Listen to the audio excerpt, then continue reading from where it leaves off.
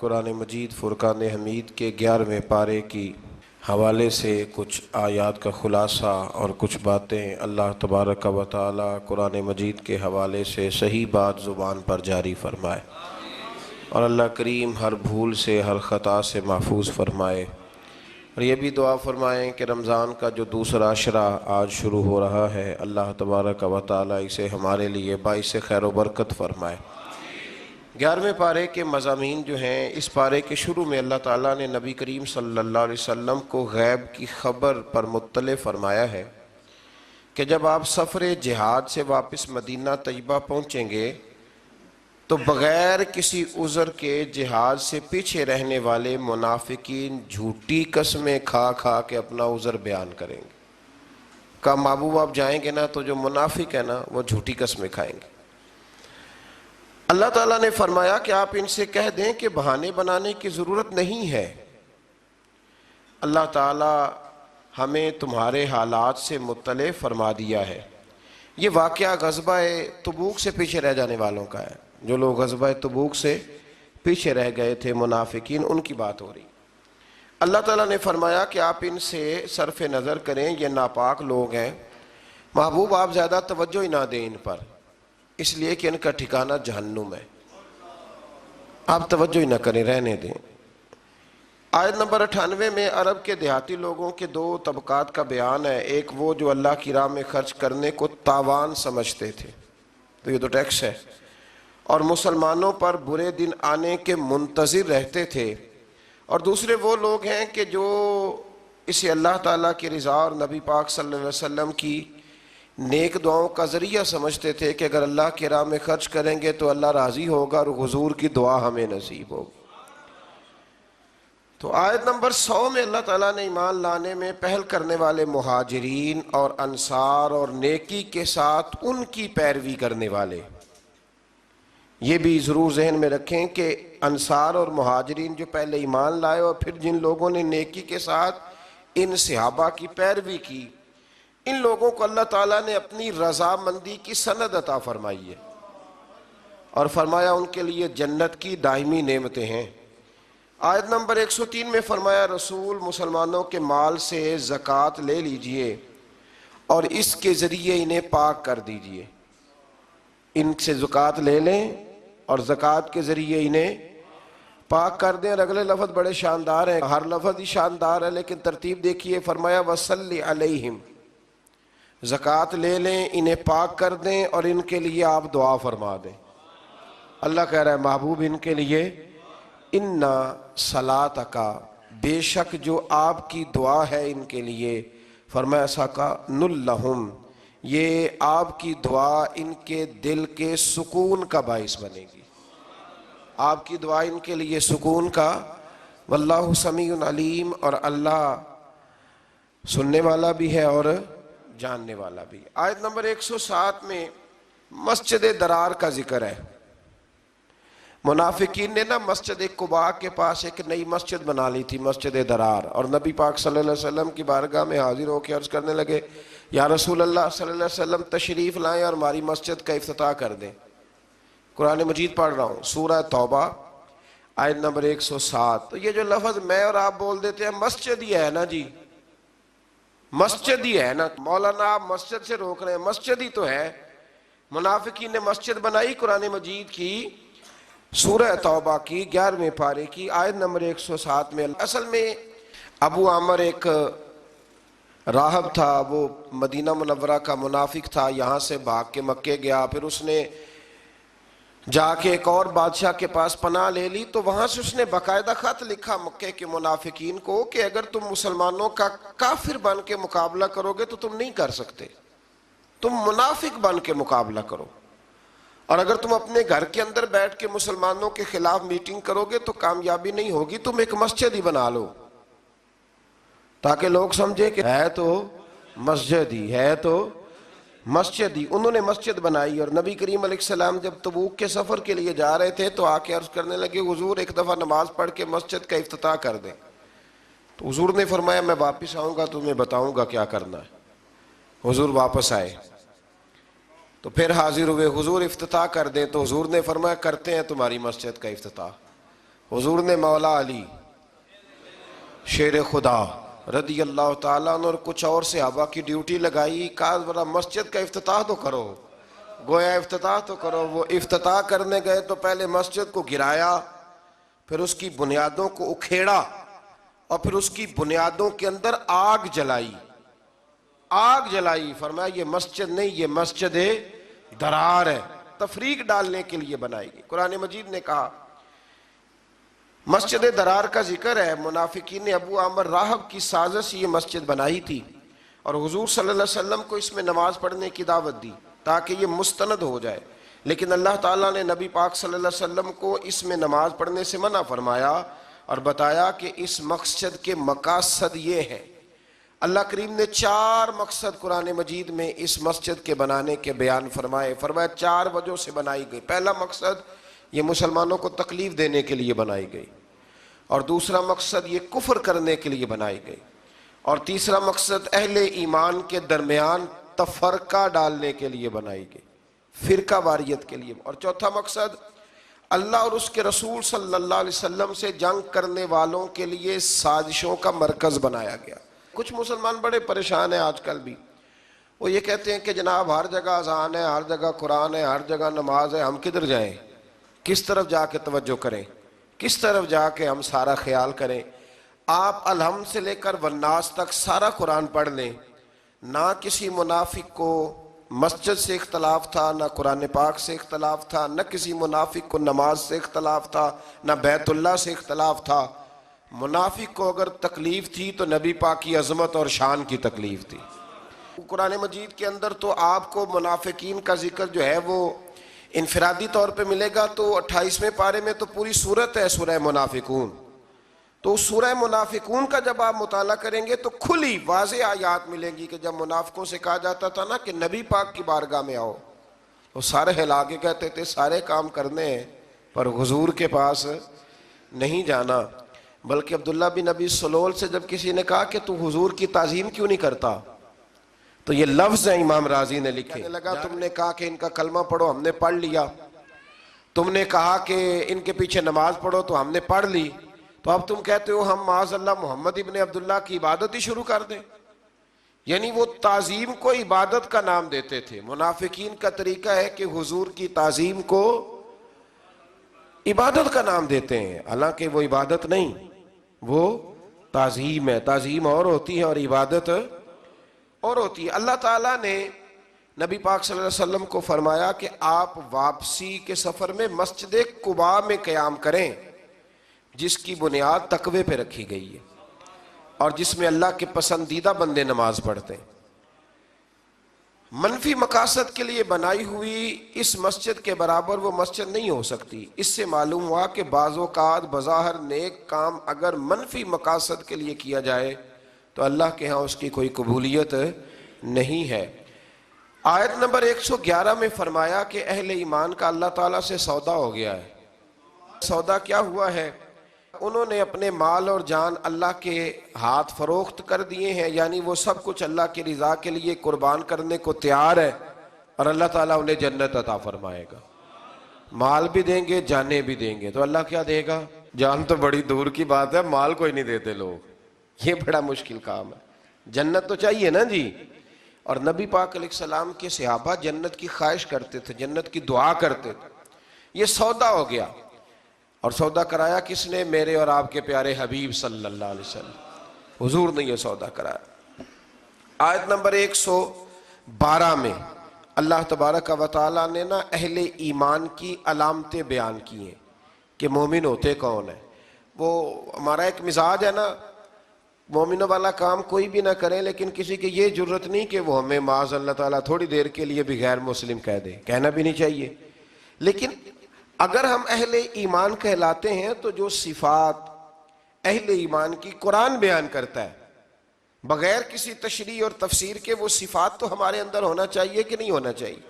اللہ تعالیٰ نے فرمایا مومن ہوتے کون ہیں، ان کی صفات بیان کی ہیں اسی سورہ کی آیت نمبر 112 کے اندر۔ فرمایا التائبون العابدون الحامدون السائحون الراکعون الساجدون الآمرون بالمعروف والنہون عن المنکر والحافظون لحدود اللہ، فرمایا مومن وہ ہیں جو توبہ کرنے والے ہیں، اللہ تبارک و تعالیٰ کی عبادت کرنے والے ہیں، حمد و ثنا کرنے والے ہیں، روزے رکھنے والے ہیں، رکوع کرنے والے ہیں، سجدہ کرنے والے ہیں، نیکی کا حکم دینے والے ہیں اور برائی سے منع کرنے والے ہیں اور اللہ کی حدود کی حفاظت کرنے والے ہیں۔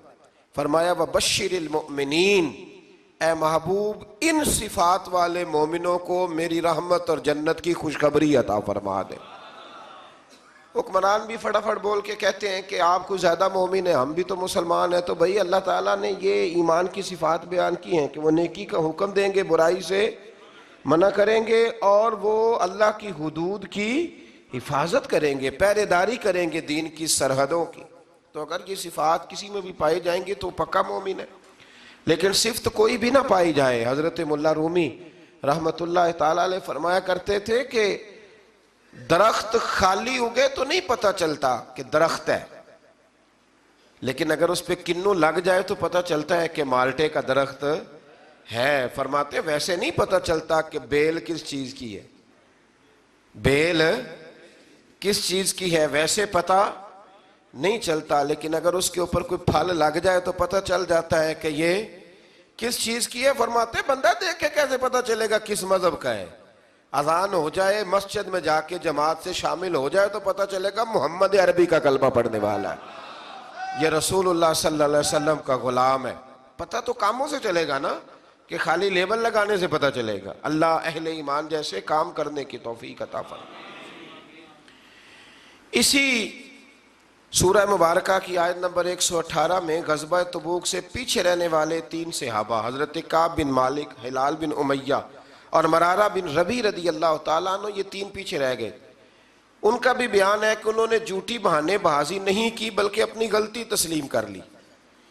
انہیں ایک ابتلا کے دور سے گزرنا تو پڑا، لیکن اللہ تعالیٰ نے ان کی توبہ کی قبولیت کے لیے اپنے نبی پاک علیہ السلام پر وحی فرمائی اور ان کا بہت بڑا اعزاز اللہ نے بیان فرمایا۔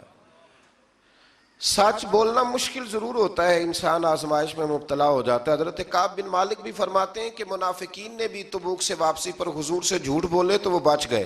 پہلے میرے دل میں بھی یہ وسوسہ آیا کہ میں بھی کہہ دوں، کوئی بہانہ کر دوں، پھر سوچا کس کے سامنے کروں؟ جسے اللہ تعالیٰ نے سینوں کا نور اور علم عطا فرمایا ہے، ہر چیز حضور جانتے ہیں۔ کہتے میں نے کہا نہیں سچ بولنا۔ حضور نے فرمایا کیوں نہیں گئے تھے؟ تو میں نے کہا حضور غلطی ہو گئی، بھول گیا تھا۔ فرماتے حضور ناراض ہو گئے، 50 دن حضور ناراض رہے، میری بیوی کو میکے بھیج دیا گیا۔ فرماتے ہیں کوئی شخص میرے ساتھ بات نہیں کرتا تھا، حتیٰ کہ میرا یہ حال تھا کہ میں مسجد شریف میں نماز کے لیے جاتا، جب میں حضور کو دیکھتا تو نبی پاک رخ پھیر لیتے، اور جب میں توجہ کرتا تو مجھے سمجھ آتی کہ اس وقت میرے رسول مجھے دیکھ رہے ہیں۔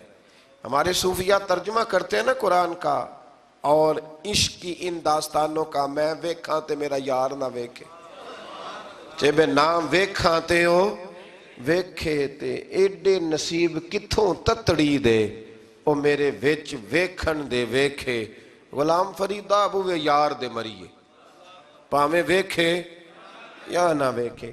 تو آپ فرماتے ہیں کہ بہت سارے لوگ مجھے یہ وسوسہ دیتے تھے کہ دیکھا نا تو نے سچ بول کے تو پھر کیا ملا؟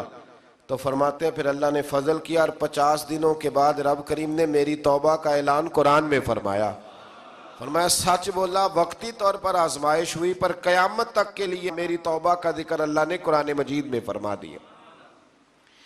اسی طرح سے آیت نمبر 122 میں بیان کیا گیا ہے کہ سارے مسلمان اپنے سارے مشاغل کو چھوڑ کر اپنے آپ کو دین کے لیے وقف نہیں کر سکتے۔ اللہ اس بات کو جانتا ہے کہ یہ وقف نہیں کر سکتے سارا کچھ چھوڑ کے، پس ضروری ہے کہ ہر علاقے اور طبقہ زندگی میں سے کچھ لوگ دین کی راہ میں نکلیں اور دین میں مہارت حاصل کریں تاکہ وہ اپنی قوم کو اللہ کے عذاب سے ڈرائیں۔ یعنی پورے معاشرے پر یہ کام فرض کفایہ ہے، یہ تبلیغ کرنا، واعظ کرنا، یہ فرض کفایہ ہے۔ کچھ لوگ بھی نکل آئیں گے تو سب کی طرف سے یہ فرض ادا ہو جائے گا۔ اب مزے کی بات یہ ہے کہ جو ہماری طرف سے فرض ادا کر رہا ہوتا ہے نا، وہ ہمیں اچھا نہیں لگ رہا ہوتا، وہ ہمیں، ہمارے وزیر کہتے ہیں کہ جناح کا پاکستان چاہیے کہ عالم کا پاکستان چاہیے؟ نہ جنا کا پاکستان، نہ کسی مولوی کا پاکستان. یہ پاکستان محمد عربی کا پاکستان ہے. ہاں، یہ رسول اللہ کے نام کی جاگیر ہے. تو کسی آدمی کو بھی کسی قسم کا بھی کوئی تماشا کرنے کی کوئی اجازت نہیں ہے. اگر سیکولر پاکستان ہی چاہیے تھا، وہ جنا کے پاکستان سے مراد یہ لیتے ہیں کہ سیکولر پاکستان جس کی بنیاد مذہب نہ ہو، تو پھر آپ کو علیحدہ ہونے کی کیا ضرورت تھی؟ پھر تو بہت بڑی سیکولر جمہوریت ہے ہندوستان کی، پھر آپ الگ کیوں ہوئے؟ کیا ضرورت تھی اتنے لوگوں کا خون بہانے کی؟ عجیب فلسفہ ہے، لوگ بیان کر دیتے ہیں اور سننے والے چپ کر کے سن لیتے ہیں. یہ قائد اعظم کے میں بڑی دفعہ حوالے دے چکا ہوں، جس کو ضرورت ہو وہ مجھ سے کتاب لے کے دیکھے. قائد اعظم پشاور یونیورسٹی میں تقریر کرنے کے لیے گئے تو بچوں نے پوچھا، پٹھانوں کے بچوں نے، کہ جناب دستور کیا ہوگا، منشور کیا ہوگا، پاکستان میں نافذ کیا کریں گے؟ تو کہنے لگے دستور منشور وہی ہے جو رسول اکرم نے بیان فرمایا ہے. پاکستان کے لیے نئے منشور کی ضرورت ہی کیا ہے؟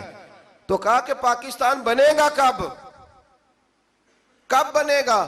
تو قائد اعظم نے کہا تھا کہ جس دن ہندوستان میں پہلے آدمی نے کلمہ پڑھا تھا، پاکستان اس دن بن گیا تھا. تو یہ عجیب فضولیات قسم کے لوگ ہیں اور کوئی ان کے منہ کو لگام دینے والا نہیں. اللہ تعالیٰ سمجھنے کی توفیق عطا فرمائے. آیت نمبر 124 میں اللہ تعالیٰ نے فرمایا کہ وحی ربانی نازل ہونے سے مخلص مومنوں کے ایمان کو تقویت ملتی ہے، اور جو منافق اور منکرین کے کفر اور نفاق کی بیماری ہے اس میں اضافہ ہوتا ہے. سورہ توبہ کی جو آخری 2 آیات ہیں، اللہ اکبر، ساری آیات ہی کیا ہی بات ہے، پر ان آیات کا یہ مقام ہے کہ حضرت شیخ شبلی رحمت اللہ تعالیٰ علیہ کے بارے میں بعض بزرگوں نے لکھا ہے، یہ تواتر کے ساتھ بات ہے، بہت سارے مسالک کی کتابوں میں ہے، اور اس آیت کی تفسیر میں شاید سب سے شاندار بات یہ ہے. کچھ بزرگ کہتے ہیں کہ ہم نے خواب کیا دیکھا کہ نبی کریم علیہ السلام کی ہمیں زیارت نصیب ہوئی. کہتے ہیں حضور علیہ السلام کی زیارت نصیب ہوئی تو ہم نے دیکھا کہ خواب میں ہی حضرت ابو بکر شبلی تشریف لائے. یہ ہمارے سلسلہ مبارک کے بزرگوں میں سے ہیں. بحر شبلی شیر حق، دنیا کے کتوں سے بچا، ایک کا رکھب دے واحد ویریا کے واسطے. حضرت شیخ شبلی تشریف لائے تو کہتے ہیں جب وہ آئے تو اللہ کے محبوب کھڑے ہوئے.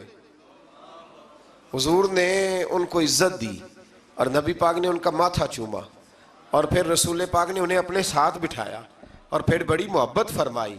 تو کسی نے حضرت شیخ شبلی رحمت اللہ تعالیٰ علیہ سے دریافت کیا، بلکہ اسی دوران ہی کسی نے پوچھا کہ اتنی زیادہ محبت؟ تو فرمایا جب بھی یہ میرا ذکر کرتا ہے نا تو سورہ توبہ کی آخری 2 آیتیں بھی پڑھتا ہے اور مجھ پر 3 بار درود پاک بھی پڑھتا ہے. تو وہ آخری 2 آیات کیا ہے؟ لَقَدْ جَاءَكُمْ رَسُولٌ مِّنْ أَنفُسِكُمْ عَزِيزٌ عَلَيْهِ مَا عَنِتُّمْ حَرِيصٌ عَلَيْكُمْ بِالْمُؤْمِنِينَ رَءُوفٌ رَحِيمٌ. فرمایا بے شک تشریف لائے تمہارے پاس تمہیں میں سے ایک رسول، تمہارا مشقت میں پڑھنا میرے نبی پر گراں گزرتا ہے. مشقت میں تم پڑھتے ہو، تکلیف میرے رسول کو ہوتی ہے. اور ارشاد فرمایا جا رہا ہے عزیز علیہ ما عنتم حریص علیکم. فرمایا وہ تمہاری بھلائی چاہنے میں جلدی کرتے ہیں. بالمؤمنین رؤوف الرحیم، وہ مومنوں پہ رؤوف بھی ہیں اور رحیم بھی ہیں. 20 آپ کو حدیثیں ملیں گی کتب احادیث میں کہ نبی کریم علیہ السلام نے فرمایا میرا دل چاہتا تھا کہ عشاء کی نماز دیر تک لمبی کر دوں، تہجد تک اس نماز کو پڑھاؤں، پر تمہیں تکلیف ہوگی لہذا میں نماز لمبی نہیں کرتا. فرمایا میرا دل کرتا تھا ہر وضو کے ساتھ مسواک ضروری قرار دے دوں، تمہیں تکلیف ہوگی لہذا میں ضروری قرار نہیں دیتا. بلکہ ایک حدیث تو ایسی ہے سیاستہ میں کہ اس حدیث پر رکنے کو دل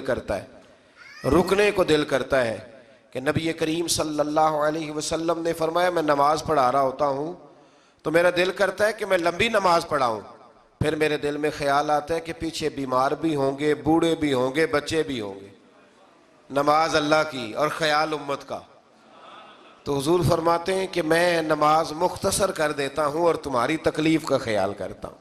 فرمایا فَإِن تَوَلَّوْا، پھر اگر وہ منہ پھیریں، فَقُلْ حَسْبِيَ اللَّهُ، تو آپ فرمائیں کہ ہمارے لیے اللہ ہی کافی ہے. اگر یہ محبوب آپ سے منہ موڑ لیں کافر منافق تو آپ کہیں کہ ہمارے لیے اللہ کافی ہے، لا الہ الا ہو، اس کے سوا کوئی عبادت کے لائق نہیں، علیہ توکلت، ہم اسی پر بھروسہ کرتے ہیں، وَهُوَ رب العرش العظیم، اور وہی عرش عظیم کا مالک۔ سورہ یونس مکی صورت ہے، اس سے آگے سورہ یونس شروع ہوتی ہے۔ اس سورت کی آیت نمبر 1 سے لے کر 4 میں قرآن مجید کی حقانیت، نبی کریم علیہ السلام کی رسالت، مومنین کے لیے اجر آخرت، زمین و آسمان کی پیدائش، اللہ کی طرف لوٹ کر جانے اور اللہ کے اذن کے بغیر شفاعت کے نام مقبول ہونے اور صرف اسی کی عبادت کرنے اور انکار کی صورت میں عذاب علیم کا اللہ نے ذکر فرمایا۔ آیت نمبر 5 میں بتایا کہ اللہ تعالیٰ نے سورج کو روشنی دینے والا بنایا ہے اور چاند کو روشن بنایا ہے اور اس کی منزلیں مقرر کی ہیں تاکہ سالوں کا حساب ہو سکے۔ مزید فرمایا کہ گردش لیل و نہار میں اور زمین و آسمان کی پیدائش میں اہل تقوی کے لیے اللہ کی قدرت کی نشانیاں ہیں۔ آیت نمبر 11 میں بتایا کہ لوگ دنیا کے مفادات طلب کرنے میں جلدی کرتے ہیں۔ رب اپنے بندوں کے حالات کو جانتا ہے نا، ویسے یہ آیت کتنی قریب تر ہے۔ فرمایا لوگ دنیا کے مفادات طلب کرنے میں جلدی کرتے ہیں، اگر اللہ تعالیٰ ان کی بدعمالیوں کی سزا میں بھی اتنی ہی جلدی فرمائے تو ان کی موت جلد آ جائے، لیکن انہیں مہلت دی جاتی ہے۔ اگلی آیت میں انسان کی فطری خود غرضی کو بیان کیا کہ جب کوئی تکلیف پہنچتی ہے تو وہ کھڑے بیٹھے اور پہلوؤں کے بال حال حالت میں دعا کرتا ہے، یا اللہ شفا، یا اللہ بچا، کرتے ہیں کہ نہیں کرتے؟ اور فرمایا لیکن جب مصیبت ٹل جاتی ہے تو رب کو فراموش کر دیتا ہے، یہ خود غرضی ہے۔ آیت نمبر 13 میں گزشتہ امتوں کے رسولوں پر ایمان نہ لانے اور ظلم کرنے کے سبب ان کے ہلاکت کا بیان فرمایا، اور یہ کہ اب ہم نے تم کو ان کے بعد زمین میں ان کا جانشین بنایا ہے تاکہ ہم ظاہر کریں کہ تم کیسے عمل کرتے ہو۔ اللہ نے پچھلی ساری قوموں کا ذکر فرما کے امت مسلمہ کو فرمایا کہ اب تم ان کے جانشین بن کے آئے ہو، پتہ چلے گا تم کیسے عمل کرتے ہو۔ آیت نمبر 15 میں بتایا کہ منکرین آخرت کے سامنے جب آیات قرآنی کی تلاوت کی جاتی ہے تو وہ کہتے ہیں کہ آپ اس کے علاوہ کوئی اور قرآن لے آئیں، اللہ اکبر، یا اس کو تبدیل کر دیں۔ تو اللہ تعالیٰ نے فرمایا کہ اے رسول صلی اللہ تعالی علیہ وسلم آپ ان سے کہہ دیں کہ مجھے اپنی طرف سے اس میں تبدیلی کا اختیار نہیں ہے، میں تو صرف وحی ربانی کی پیروی کرتا ہوں۔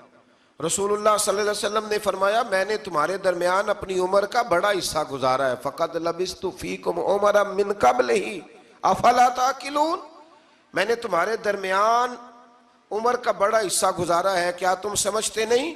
یعنی اس 40 سالہ زندگی میں تم نے میرے قول و قرار میں، کردار میں کوئی جھول یا کوئی نقص دیکھا ہے تو بتاؤ۔ فرمایا میں قرآن اپنی طرف سے نہیں لاتا کہ تبدیلی کر لوں، یہ میرے رب کی طرف سے آیا ہے۔ اللہ کی باتیں، اللہ کے طریقے تبدیل نہیں ہوتے۔ آیت نمبر 18 میں فرمایا کہ مشرک اللہ کو چھوڑ کر ایسے باطل معبودوں کو پوجتے ہیں جو انہیں نفع نقصان پہنچانے کی طاقت نہیں رکھتے، اور وہ کہتے ہیں کہ یہ اللہ کے پاس ہماری سفارش کرنے والے۔ یہاں یہ امر پیش نظر رہے کہ مشرکوں کے بت اور تمام معبودان باطلہ من دون اللہ ہیں، جبکہ رسول اللہ صلی اللہ علیہ وسلم، انبیاء کرام اور اللہ تعالیٰ کے مقرب بندے اللہ کے اذن سے اس کی بارگاہ میں شفاعت کریں گے۔ من دون اللہ وہ ہیں جو اللہ کے علاوہ ہیں، یہ من دون اللہ نہیں، یہ تو رسول اللہ ہے، یہ من دون اللہ نہیں، یہ تو اولیاء اللہ ہے۔ اولیاء اللہ کا کیا معنی ہے؟ اللہ کے دوست، من دون اللہ نہیں۔ لوگ کہتے ہیں یہاں ولی کوئی کام نہیں آ سکتے، ولی تو قیامت میں بھی کام آئیں گے۔ آپ کو درجنوں حدیثیں ملیں گی، حضور نے فرمایا قیامت کے دن سب سے پہلے انبیاء اللہ کی بارگاہ میں سفارش کریں گے، پھر شہداء کریں گے اور پھر علماء کریں گے۔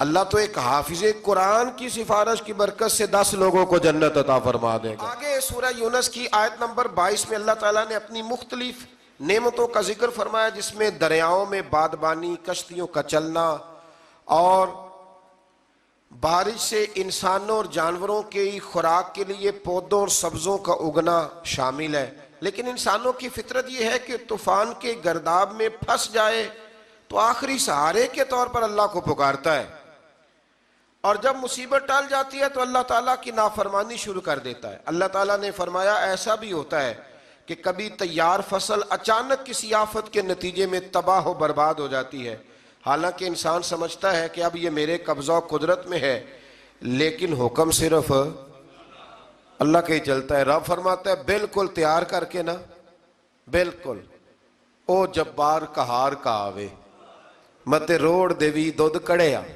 بالکل تیار کر کے نا، تیار کر کے۔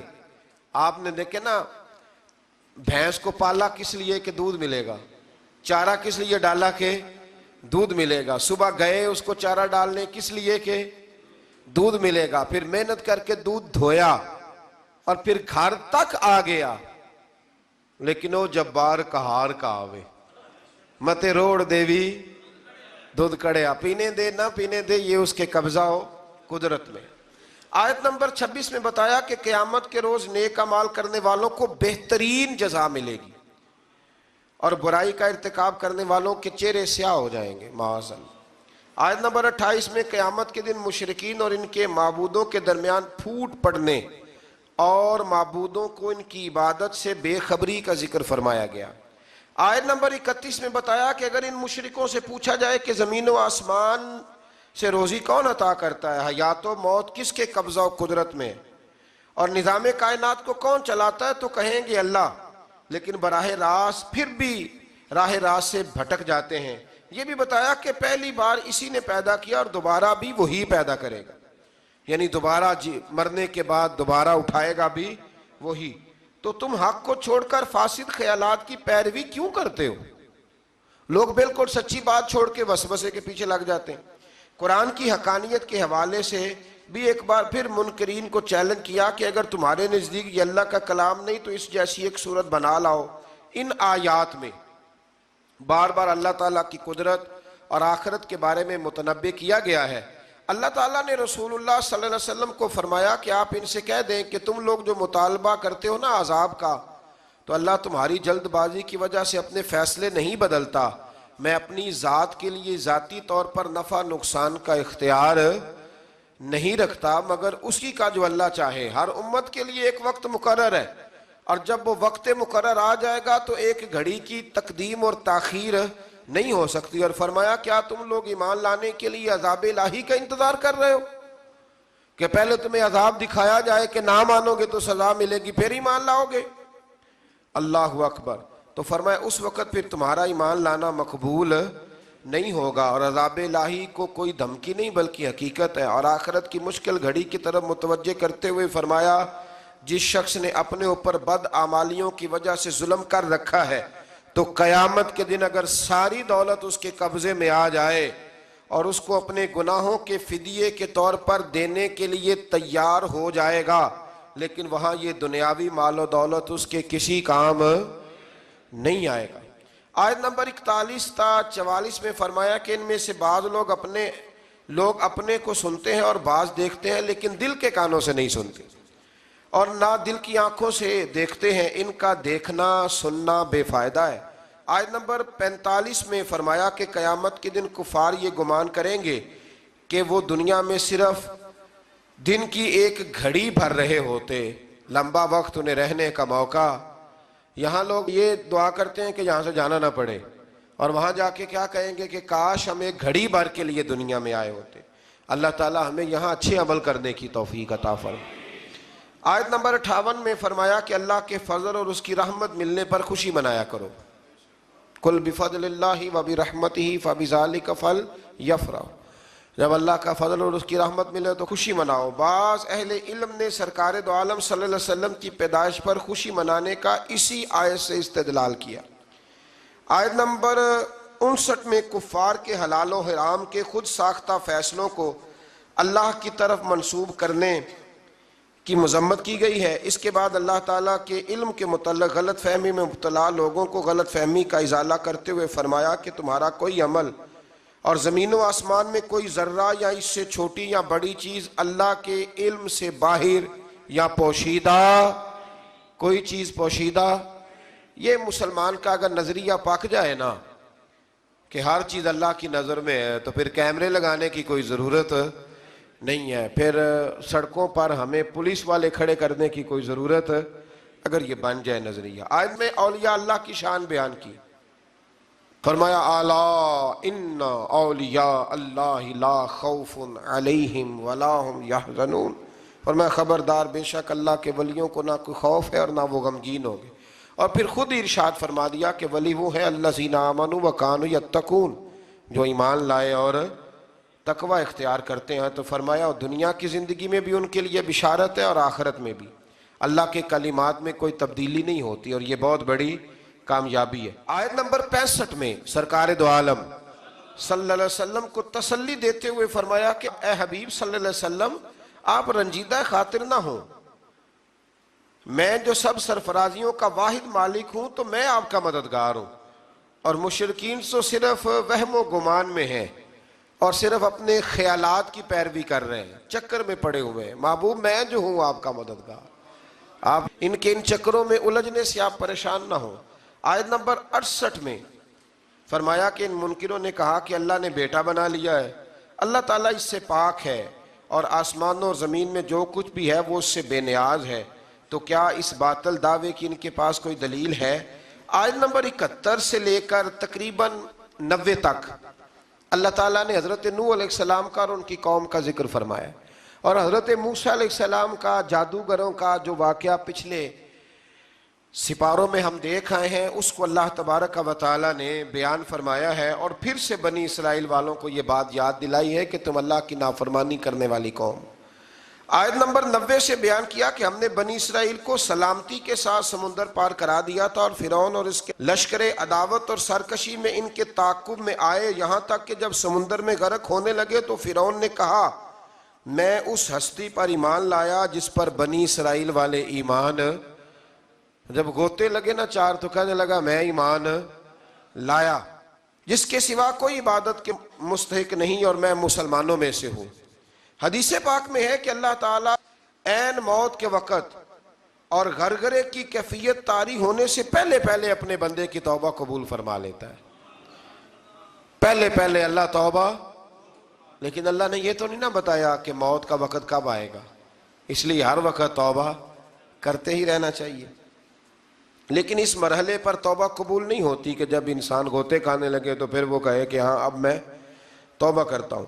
اسی طرح سے کچھ لوگ، ملا رومی رحمۃ اللہ علیہ فرماتے ہیں کہ وہ بھیڑیا بہت ضعیف ہو گیا تھا، تو ایک دن اس کے پاس لومڑی بیٹھی تھی تو ایک بکری آئی، تو لومڑی کہنے لگی بھیڑیے سے کہ وہ شکار آیا ہے، بادشاہ آؤ. تو کہنے لگا نہیں اب میں نے توبہ کر لی ہے، اب میں شکار نہیں کرتا، میں نیک ہو گیا ہوں. تو لومڑی بڑا تیز جانور ہے، کہنے لگی نہیں تو نے توبہ نہیں کی، اب تجھ سے بھاگا ہی نہیں جاتا، اب تجھ سے شکار پکڑا ہی نہیں جاتا، اب تو نے توبہ نہیں کی، اب تیری ویسے ہی توبہ ہو گئی ہے، تو نے توبہ نہیں کی. تو اسی لیے در جوانی توبہ کردن شیوائے پیغمبری. اللہ سمجھنے کی توفیق عطا فرمائے.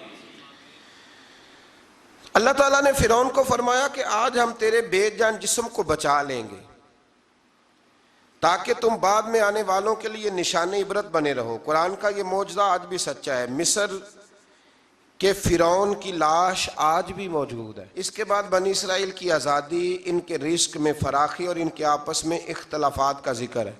آیت نمبر 96 میں اللہ تعالیٰ فرماتا ہے کہ جن پر اللہ کے عذاب کا فیصلہ صادر ہو چکا ہو وہ ایمان سے محروم رہتے ہیں، خواہ ان کے پاس ساری نشانیاں آ جائیں. سورہ یونس کی آخری آیات میں بیان ہوا کہ سرکش قوموں میں صرف قوم یونس ہی ایسی تھی جو عذاب الہی آنے سے پہلے ایمان لیا. یہ بھی بڑا قابل غور فکر ہے. اس پر مفسرین نے بڑا کچھ لکھا ہے. کچھ نے لکھا ہے کہ عذاب بالکل آ گیا تھا سامنے، جب کالے بادل دیکھے تو سجدے میں گر گئے، یا جیسے بھی، لیکن ایک بات طے ہے کہ عذاب آنے سے پہلے مان گئے. گویا رب کریم نے فرمایا ایسا نہیں کہ پچھلے سارے ہی نافرمان تھے، کچھ ایسے بھی ہیں جنہیں اللہ کے فضل سے توفیق ایمان نصیب ہوئی ہے. انہوں نے توبہ کی، اللہ تعالیٰ نے انہیں دنیا میں رسوا کن عذاب سے نجات دی۔ اس کی ساری تفصیل جو ہے وہ کتب سیرت میں موجود ہے کہ اللہ تبارک و تعالیٰ نے ان کی اس معذرت کو قبول فرمایا۔ دعا فرمائیں اللہ تعالیٰ ہم سب کو ایمان پر ثابت قدم فرمائے، اور اللہ تبارک و تعالیٰ وقت آنے سے قبل سچی کھری اور پکی توبہ کی توفیق دے۔ آیت نمبر 104 میں اللہ تعالیٰ نے نبی پاک صلی اللہ علیہ وسلم سے فرمایا کہ آپ کفار مکہ سے کہہ دیں کہ اگر تمہیں میرے دین میں کوئی شک ہے تو میں کسی بھی صورتحال میں تمہارے باطل معبودوں کی عبادت نہیں کروں گا، بلکہ میں اس اللہ کی عبادت کروں گا جو تمہاری روحیں قبض کرتا ہے، یعنی جس کے قبضہ و قدرت میں تمہاری جان ہے۔ اللہ تعالیٰ نے فرمایا کہ اللہ تعالیٰ کے سوا کسی ایسے باطل معبود کی عبادت نہ کرو جو تمہارے نفع اور نقصان پر قادر نہ ہو، اگر بالفرض کسے باشد کوئی ایسا کرے تو ضرور وہ ظالموں میں سے ہوگا۔ جو ان لوگوں کی عبادت کرے وہ کون ہوگا؟ تو جو پوجا پاٹ کرے ہندوؤں کی دیوالی پہ جا کے سیاسی لیڈر، وہ پھر کون ہوگا؟ ظالموں میں سے جو کرے۔ اور میں بڑی وضاحت کے ساتھ ایک دفعہ اس بات کو تفصیل سے بیان کر چکا ہوں کہ عقیدہ توحید کے معاملے میں ہمارے لیڈروں میں بڑی واضح کمزوری آئی ہے، اور بعض یہ جاہل شاعر اور بعض یہ ملنگ طبقہ جو نیا آیا ہے بڑی تباہی ہے، کہتے ہیں جی سارے اسی کو پکارتے ہیں، جی سارے روپ اللہ کی، یہ کہتے ہیں نا لفظ، کتنے جاہل ہیں۔ او پاگلو، اگر سارے روپ اللہ کے ہی ہوتے تو پھر نبی پاک کس کے خلاف جہاد کرتے رہے؟ اگر سارے کسی نہ کسی رنگ میں اسی کو پکارتے تھے تو پھر ٹھیک تھا، بت پکارنے والا بھی اسی کو پکار رہا تھا۔ کتنا جاہلانہ قول ہے۔ آپ نے تو حضور علیہ السلام کی ساری جد و جہد کو معاذ اللہ تعالیٰ ثم معاذ اللہ سبوتاج کر دیا۔ اسلام کا ایک ہی عقیدہ ہے، لا الہ الا محمد الرسول اللہ صلی اللہ علیہ، کوئی اللہ کے سوا عبادت کے لائق نہیں ہے۔ تو جو بھی جائے گا تھوڑا سا ہٹ کے وہ ظالموں میں سے ہوگا۔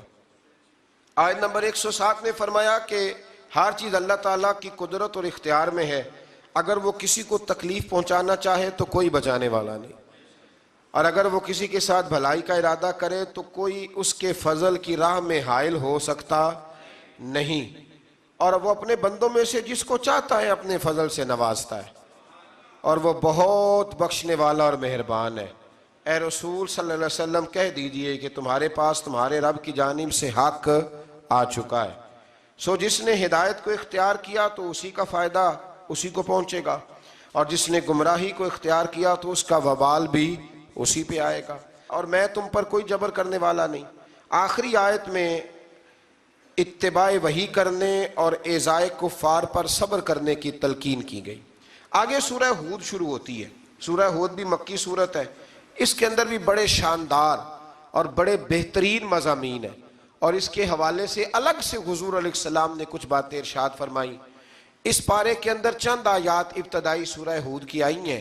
سورہ ہود کی پہلی آیت میں قرآن مجید کی حقانیت اور اس کے مدعا کے واضح ہونے اور صورتاً اور معناً درجہ کمال پر فائز ہونے کا بیان ہے۔ دوسری آیت میں صرف اللہ تعالیٰ کی عبادت کرنے اور نبی پاک علیہ السلام کے بشیر یعنی خوشخبری دینے والے، نذیر یعنی ڈر سنانے والے ہونے کا ذکر آیا ہے۔ بعد والی آیات میں اللہ تعالیٰ کی طرف لوٹ کر جانے اور اللہ تعالیٰ کے ظاہر اور پوشیدہ ہر چیز اور ہر عمل کے بارے میں جاننے کا ذکر اللہ نے سورہ ہود کے اندر بیان فرمایا۔ یہ سورہ مبارکہ اتنی اہم ہے کہ ایک موقع پہ حضور نے فرمایا مجھے تو اس نے بوڑھا کر دیا ہے، بوڑھا کر دیا ہے، اتنے مضامین اس کے اندر جاہ و جلال والے ہیں۔